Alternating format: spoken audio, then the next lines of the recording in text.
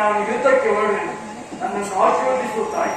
ಯುದ್ಧ ಇದೆಂತಹ ಕೆಟ್ಟ ಸುದ್ದಿ ಕುಮಾರ. ಯುದ್ಧಕ್ಕೆ ನಿನಗೆ ಆಜ್ಞೆಯನ್ನು ಕೊಟ್ಟವರಾರು?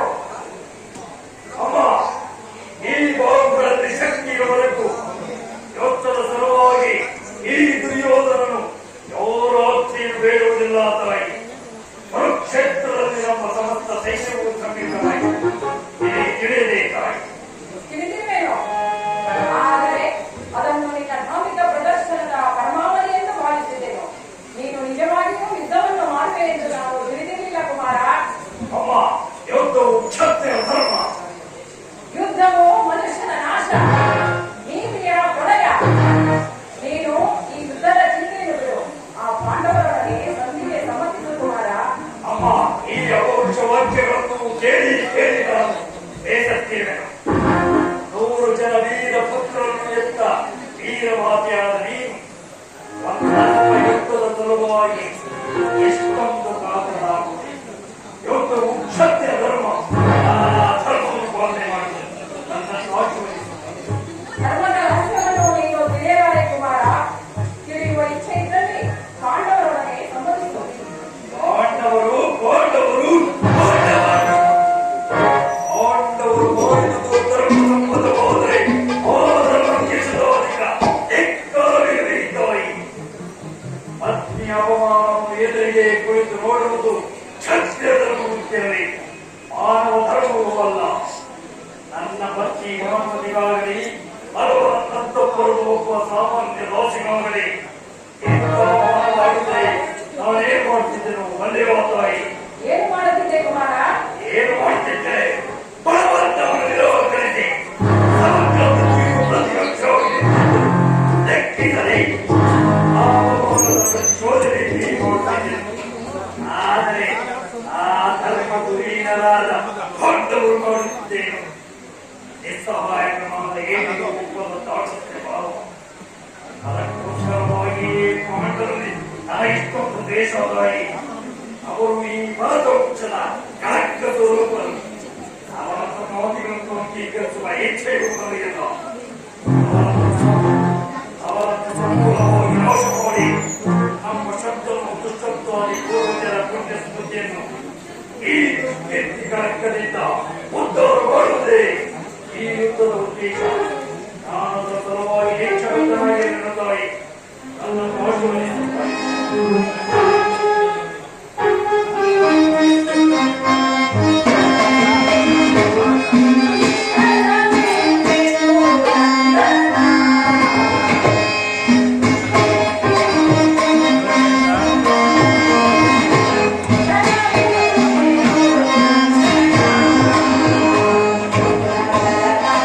Yeah.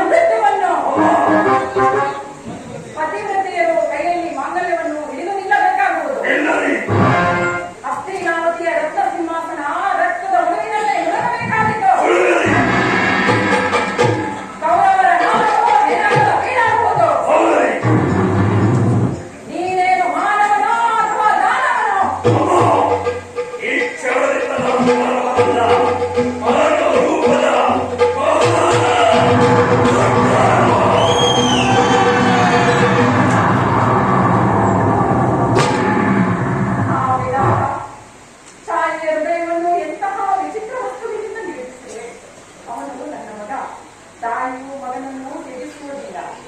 ಬಾ ಕುಮಾರ, ಮಂತ್ರಾವಳಿ ಕುಳಿತುಕೋ, ಆಶೀರ್ವದಿಸುವೆ.